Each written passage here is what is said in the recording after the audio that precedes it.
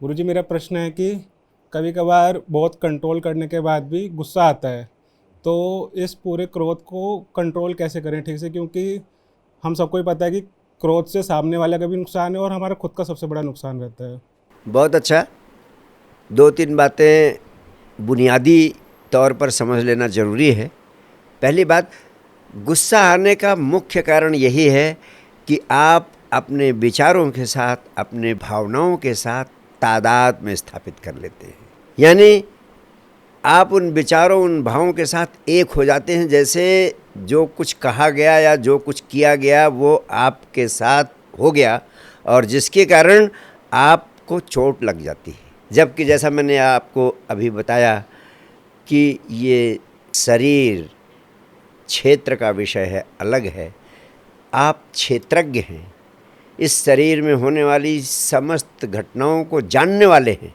तो चाहे विचार के तल पर कुछ हो रहा है या कोई भावनात्मक तल पर कोई बात कह रहा है, उसके कहने से आपको चोट लग जाती है, सिर्फ इसलिए कि आपने तादाद में स्थापित कर लिया है। आप शरीर की घटनाओं के साथ एक हो जाते हैं। अगर इस तादाद को तोड़ने का अभ्यास करें, जिसके लिए मैंने उपाय बताया, 1 घंटे विपश्यना ध्यान का अभ्यास करें, उस ध्यान के माध्यम से आप इससे मुक्त हो सकते हैं।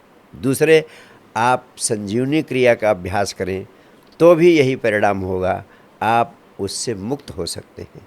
तीसरी बात आपसे कहूँगा कि जब भी क्रोध आपको पकड़े, आपकी ऊर्जा एक विशेष दिशा में प्रवाहित होने लगती है और आप जानते हैं कि वो क्रोध आपको क्षति पहुँचाने वाला है और उससे मुक्त होना ज़रूरी है। तो आप सिर्फ एक छोटा सा प्रयोग करें, अपनी आती हुई श्वास और जाती हुई श्वास को सिर्फ 2 मिनट तक देखने लगें। आपकी श्वास ऑलरेडी चल रही है, कभी भीतर जा रही है, फिर बाहर आ रही है, भीतर जा रही, फिर बाहर आ रही। अब सिर्फ अपना सारा होश हर जगह से हटा के अपनी श्वास पर ले जाएं। श्वास भीतर गई, श्वास बाहर गई।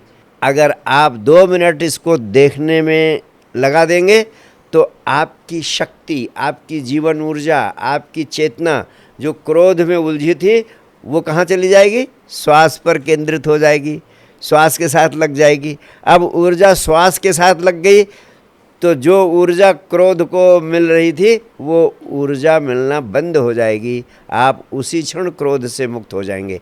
आप हैरान होंगे ये जानकर कि जापान में ये नहीं सिखाया जाता कि क्रोध मत करो। हम गलत शिक्षा देते आ रहे हैं सारी दुनिया में। हम बच्चों को सिखाते हैं क्रोध मत करो, क्रोध बुरा है। जापान में सिखाते हैं बच्चों को कि जब क्रोध आए तो क्या करो।